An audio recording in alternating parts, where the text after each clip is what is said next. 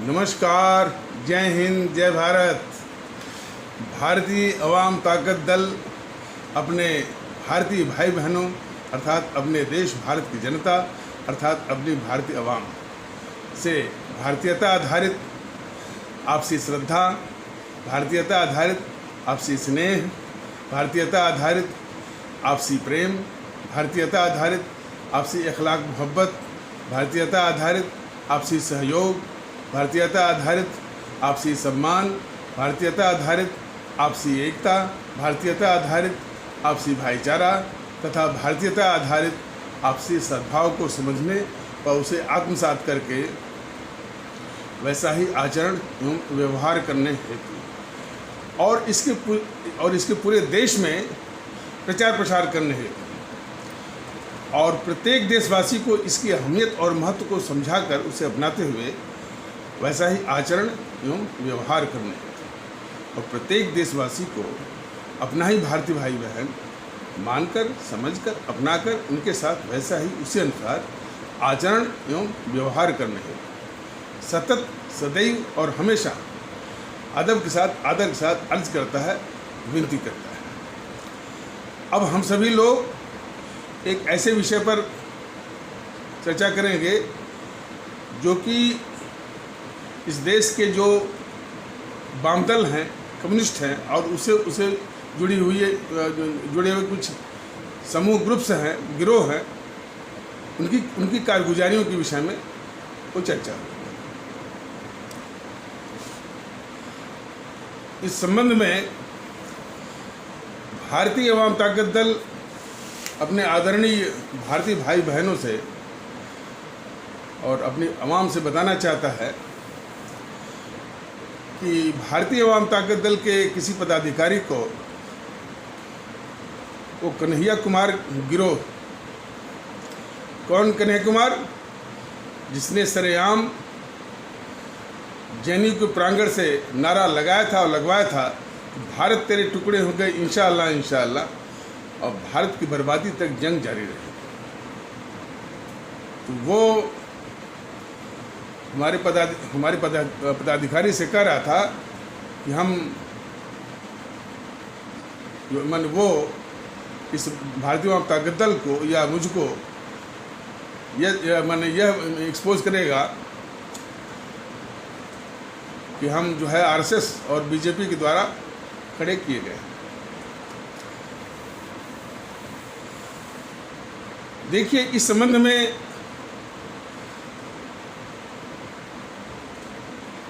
उन वाम दलों को और कन्हैया कुमार गिरोह जैसे और भी तंजीमों को भारतीय अवाम ताकत दल यह स्पष्ट बता देना चाहता है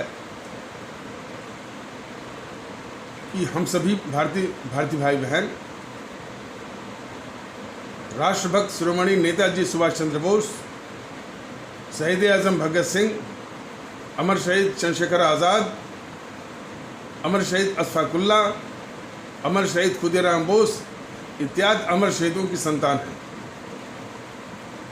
उन्हीं की कुर्बानी शहादत की बदौलत हम अपने सभी भारतीय भाई बहनों को भारतीय भाई बहन का प्यार, इखलाक मोहब्बत, सम्मान, प्रतिष्ठा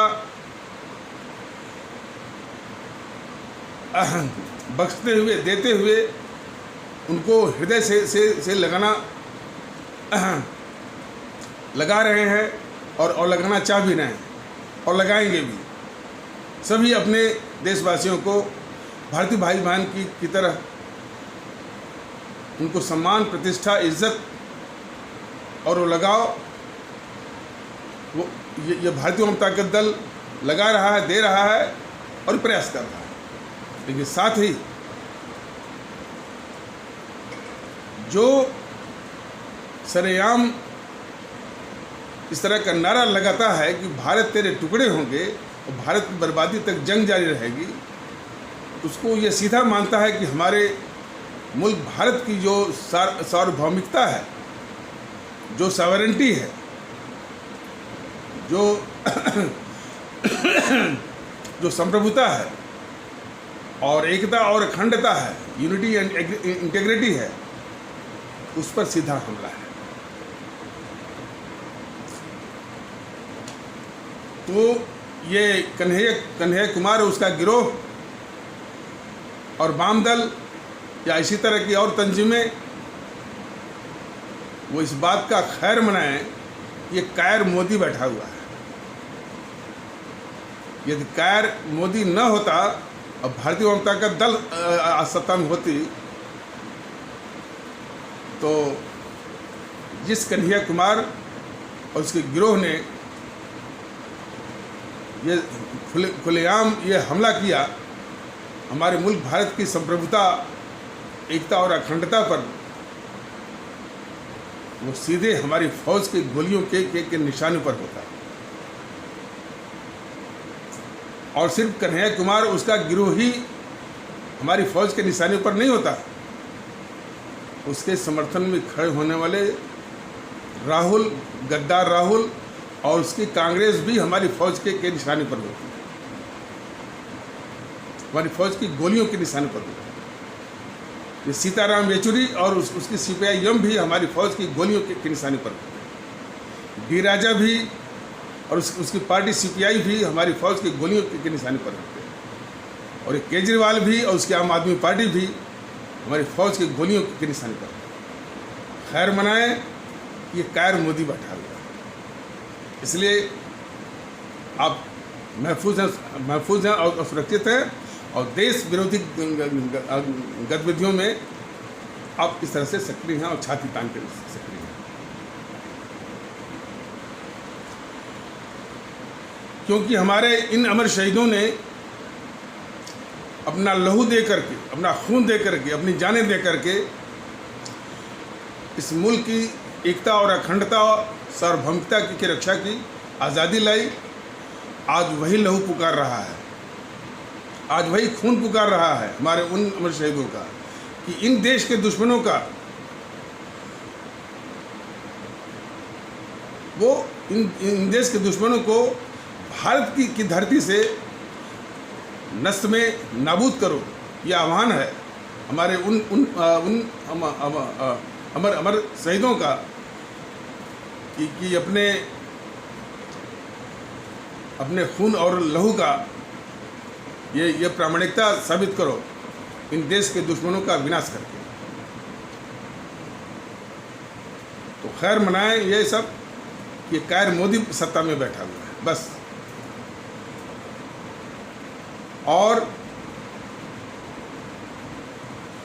जहां तक RSS का प्रश्न है, भारतीय जनता दल ने YouTube के माध्यम से कई बार स्पष्ट कर चुका है, ये RSS ही है जो ये देश के दुश्मन वाम दल और उनके साथ कन्हैया कुमार गिरोह, असदुद्दीन गिरोह, PFI सिम्मी, GNPC जैसे खतरनाक देश के दुश्मनों की का राजनीतिक व्यापार, राजनीतिक रोजगार चल रहा है। क्योंकि वो हर बात में बार बार RSS बीजेपी की ही वो रट लगाते हैं। कल्पना कर लीजिए कि जिस वक्त ये RSS बीजेपी नहीं रहेगी, तो उनका पूरा का पूरा राजनीतिक व्यापार और राजनीतिक रोजगार दोनों चला जाएगा। तो खैर मनाएं कि ये RSS उनको अपना राजनीतिक व्यापार और राजनीतिक रोजगार की ताकत दे रहा है, RSS ऐसे देश के दुश्मनों को। और बात यहीं तक नहीं है, RSS के ही कारण, RSS जो एक मिथ्या हिंदू राष्ट्र की बात करता है और हिंदुत्व की बात करता है, ये दोनों उसके वक्तव्य, विचार जो है, इसी विचार को ये खतरनाक देश के दुश्मन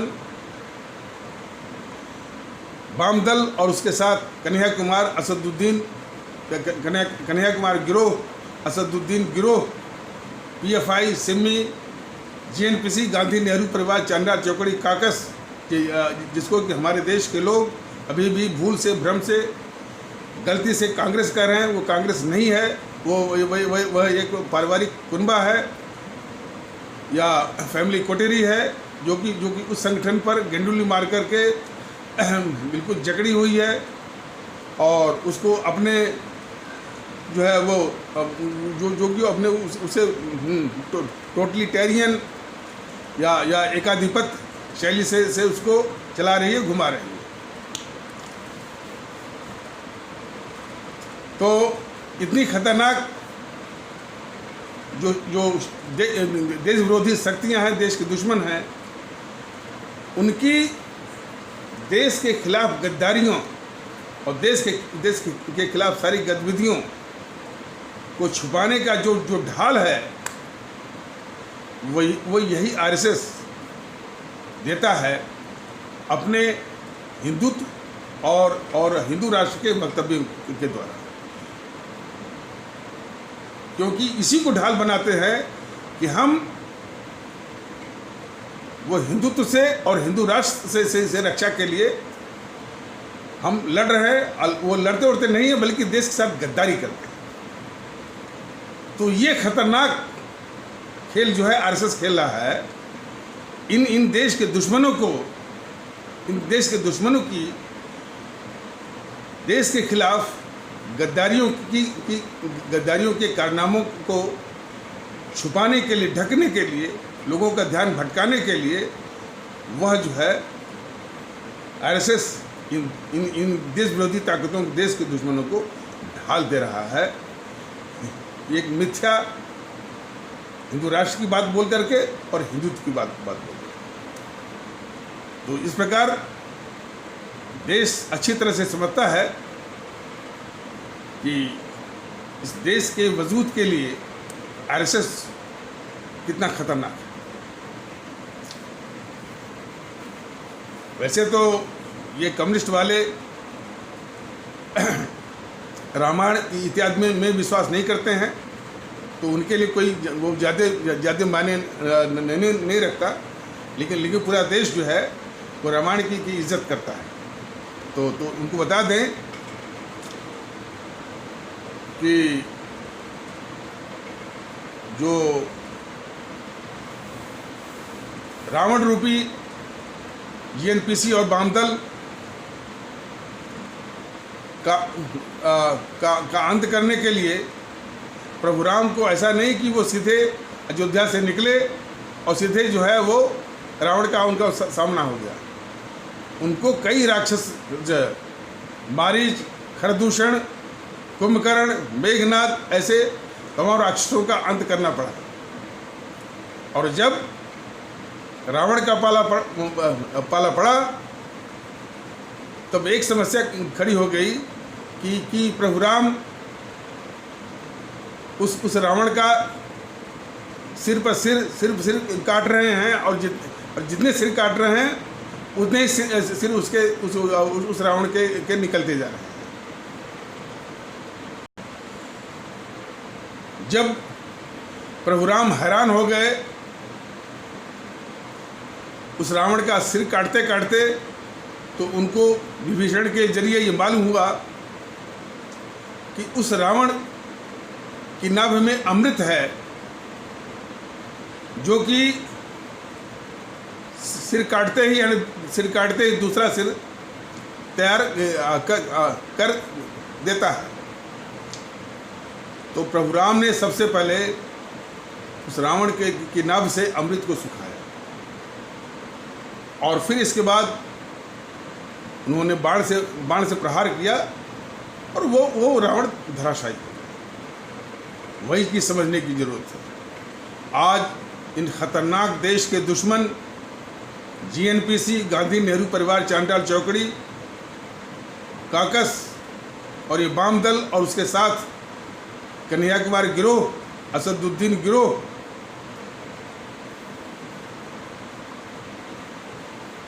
को अमृत देने वाला सिर्फ एक ही तंजीम है, वो है RSS। तो भारतीय अवाम ताकत दल को अच्छी तरह मालूम है कि वाम दल और जीएनपीसी जैसे खतरनाक देश के दुश्मनों का अंत करने के लिए आरएसएस का अंत एक पूर्व शर्त है। बगैर आरएसएस का अंत किए जीएनपीसी का अंत और वाम दलों जैसे और भी संगठनों का अंत इस देश से नामुमकिन है। भारतीय अवाम ताकत दल ने कई बार स्पष्ट किया हुआ है कि अंत से मतलब तलवार बंदूक से नहीं, गोलियों का निशाना वो तब होगा जबकि खुलेआम इस देश की संप्रभुता को कोई चैलेंज करेगा, हमला बोलेगा कि तेरे टुकड़े होंगे, तब तो वो हमारी सेना के तब तो हमारी सेना के गोलियों का निशाना बनेगा। और वैसे अंत का मतलब यह है कि उसको एक भी भारतीय भाई बहन का समर्थन नहीं मिलेगा, उसको समर्थन शून्य मिलेगा। ये उसके अंत का मतलब है। तो भारतीय अवाम ताकत दल बिल्कुल स्पष्ट है कि जीएनपीसी की समाप्ति के लिए, वाम दलों की समाप्ति के लिए, कन्या और जो है और भी इस तरह की तंजीमों की समाप्ति के लिए आरएसएस की समाप्ति एक पूर्व शर्त है। उसको समाप्त किए बिना इनको समाप्त करना असंभव है, नामुमकिन है। तो आइए आगे बढ़ते हैं। इसमें जो है चीन की सीमा पर चीन की हरकत और भारत के वो रक्षात्मक उपाय की बातें काफ़ी गर्म हैं।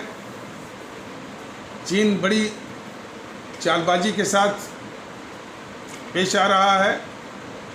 कभी उसका शी जिनपिंग बोलता है कि बातचीत के जरिए हम वो सुलझा लेंगे, तो दूसरी ओर उसका जो ग्लोबल टाइम्स है वो अपने हथियारों की लिस्ट जारी करता है और कहता है कि लद्दाख जो है डोकलाम नहीं है, हम युद्ध के लिए तैयार हैं।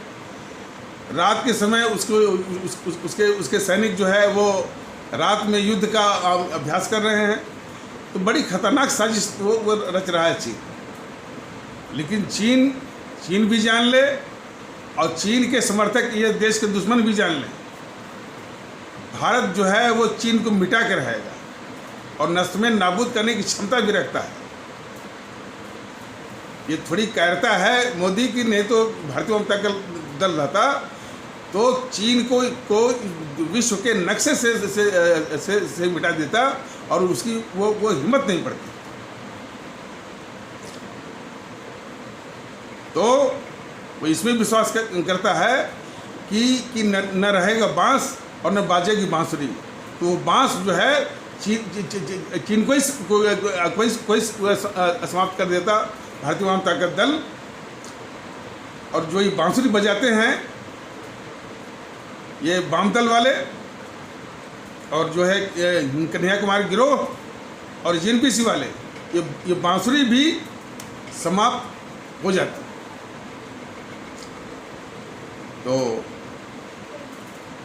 तो चीन को तो हमारी सेना सबक सिखाएगी ही। आदरणीय मोदी जी से ये अनुरोध है कि इन देश के दुश्मनों का आप क्या करेंगे। देश के बाहर के दुश्मनों को तो हमारी फौज संभाल लेगी और उसको अच्छा सा सबक भी सिखा देगी और जिस चीज़ की पात्रता रखता है उस जगह को भी वो पहुंचा देगी हमारे देश की फौज। ये इतना यकीन हमारे देश के लोगों का अपनी फौज पर है। लेकिन मोदी जी से वही अपेक्षा है कि इन देश के दुश्मनों का आप क्या कर रहे हैं, और यदि नहीं कर रहे हैं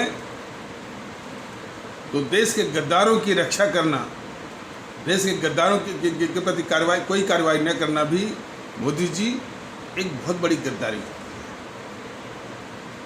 यह देश आपसे पूछेगा, देश की आवाम पूछेगी आपसे, हमारे आदरणीय भारतीय भाई बहन आपसे पूछेंगे और इसके जवाब के लिए आप तैयार रहिए। बेहतर है कि जिस तरह से हमारी फौज दुश्मन चीन को जवाब देने के लिए तैयार है, वैसी ही कार्रवाई यानी देश के दुश्मन जेएनपीसी, वाम दल, कन्याकुमारी गिरोह के खिलाफ करिए। नहीं करेंगे तो इनको तो भारतीय जनता पार्टी दल समाप्त करेगा ही, आपका भी हिसाब लेगा उस गद्दारों की श्रेणी में डालकर।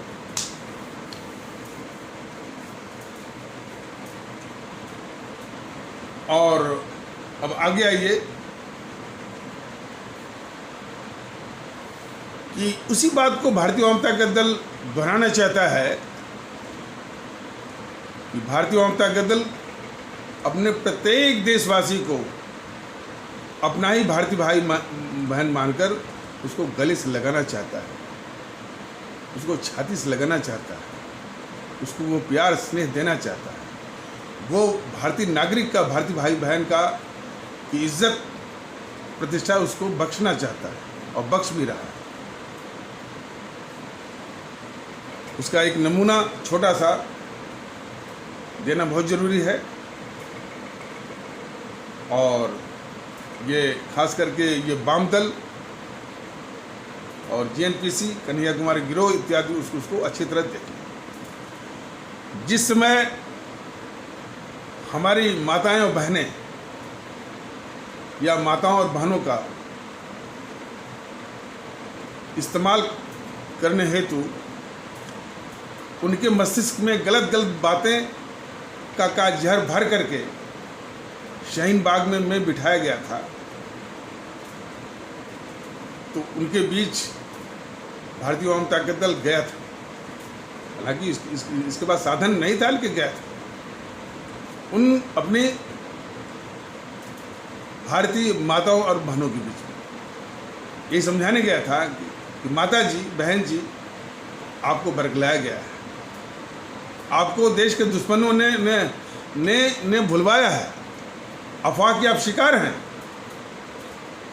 लेकिन जो सम्मान है, जो रिश्ता है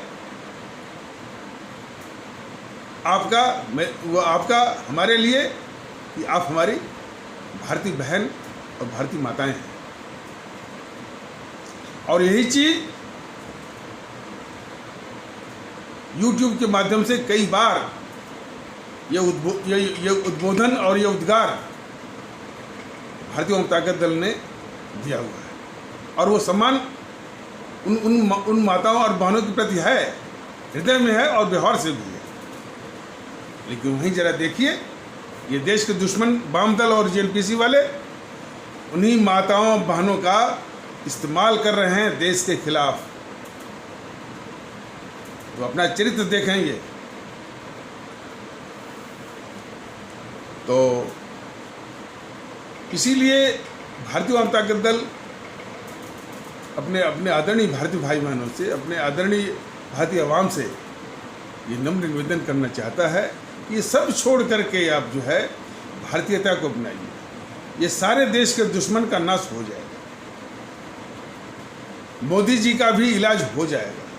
बहुत अफसोस कि मोदी जी और उनकी पार्टी जिस राष्ट्रवाद, जिस भारतीयता का मुखौटा पहन करके इन्होंने देश को छला, वोट बटोरा, सत्ता हथियाई, आज उसी भारतीयता की और भारतीय एकता की, राष्ट्रभक्ति की मुहिम जब ये भारतीय जनता पार्टी दल चला रहा है तो वही बीजेपी के लोग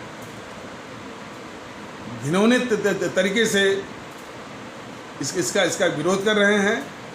इसके दफ्तर को ढूंढ रहे हैं कि कहाँ इसका दफ्तर मिले तो यानी तोड़ फोड़ करें। हमको भी ढूंढ रहे हैं। ये चरित्र देखिए भाजपा के लोगों का।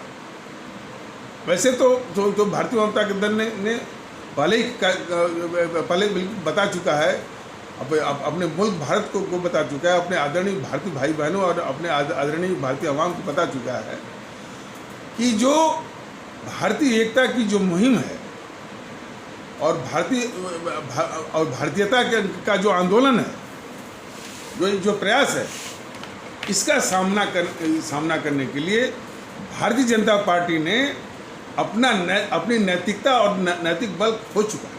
उसके सारे नेता जो है बिल में छुप गए हैं।